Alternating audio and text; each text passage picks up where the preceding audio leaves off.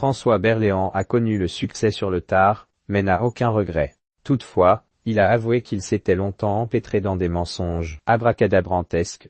François Berléand, qui donne la réplique à Julie Depardieu dans un nouvel épisode de la série Alexandra Hill sur France 3 ce 10 décembre, exerce le métier de comédien depuis une trentaine d'années.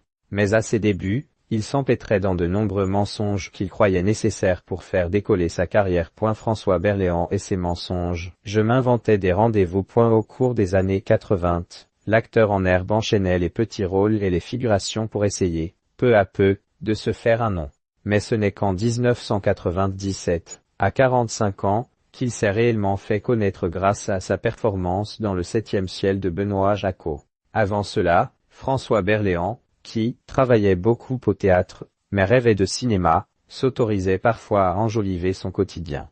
Dans ce métier, il vaut mieux faire envie que pitié. Je m'inventais des rendez-vous avec de grands metteurs en scène pour impressionner tout le monde et créer la vie que je n'avais pas, s'est-il souvenu dans Télé 7 jours. Et bien qu'il inventait des histoires abracadabrantesques, il parvenait à les faire avaler. Le comédien se disait d'ailleurs que ses mensonges feraient de lui un meilleur acteur. Pour moi, c'était une forme de travail de faire croire à ces choses. En fait, je m'entraînais à bien mentir, a-t-il ajouté. François Berléand, cette offre alléchante qu'il a refusée.